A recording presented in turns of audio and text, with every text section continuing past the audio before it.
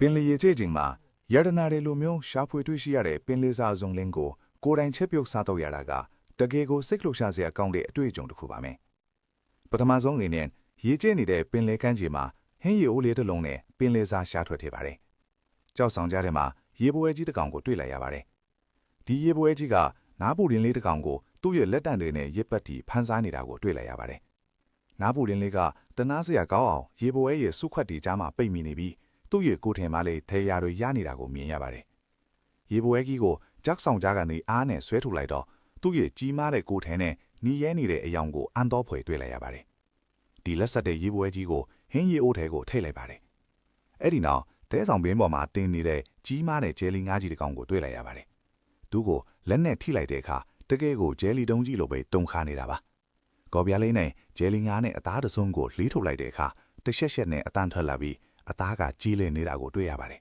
။အဲ့ဒီဂျယ်လီအသားပေါ်မှာဝါဆာဘီလေးတင်ပြီးတော့မီးစမ်းကြည့်လိုက်ပါတယ်။အရသာကတကယ်ကိုထူးခြားပြီးလက်ဆက်နေတာပါတယ်။ဆက်ပြီးတော့ရေထဲမှာကူးခတ်နေတဲ့ငါးဘူးတင်လေးတစ်ကောင်ကိုထပ်တွေ့ပါတယ်။ဒီငါးလေးကအရန်ချစ်ဖို့ကောင်းပြီးပါစကနေပူဖန်းလေးတွေမှုတ်ထုတ်နေတာပါ။သူ့ရဲ့ကိုယ်ထဲကမာတောင်တောင်လေးဖြစ်နေတာကိုလည်းတတိထားမိပါတယ်။ဒါပေမဲ့ဒီလိုငါးမျိုးတွေကအစိပ်ပြင်းတတ်တာကြောင့်သူ့ကိုမဖမ်းတော့ပဲရေထဲကိုပဲပြန်လွတ်ပြလိုက်ပါတယ်။အဲ့ဒီနောက်မှာတော့စူးတွေအပြေးနဲ့ပင်လယ်ဖြူကောင်းတစ်ကောင်ကိုတွေ့ပါတယ်။သူ့ရဲ့စူးတွေကတဖြည်းဖြည်းလှုပ်ရှားနေတာကိုတွေ့ရမှာပါ။လက်နဲ့သွားထီပြီးတော့စူးကစူးသွားလို့တော်တော်လေးနားသွားပါတယ်။ကြောက်ခဲတလုံးနဲ့ပင်လယ်ဖြူကောင်းကိုခွဲလိုက်တဲ့အခါအထဲမှာလိမ္မောင်ရောင်အသားတွေအပြည့်ရှိနေတာကိုတွေ့ရပါတယ်။အဲ့ဒီအသားတွေကိုဝါဆာဘီလေးနဲ့တွဲပြီးတော့စားလိုက်ရတာကတော့တကယ်ကိုအရသာရှိလာပါတယ်။နောက်ဆုံးမှာတော့ကြောက်ဆောင်အောင်မှာပုံနေတဲ့ငါးမန်းပေါက်လေးနှစ်ကောင်ကိုတွေ့ပါတယ်။တစ်ကောင်ကအမေဖြစ်ပြီးနောက်တစ်ကောင်ကအကောင်းပေါက်လေးပါ။အဲ့ဒီငါးမန်းလေးကိုလက်နဲ့မူးလိုက်တဲ့အခါသူ့ရဲ့မျက်နှာလေးကပြုံးနေတယ်လို့မျိုး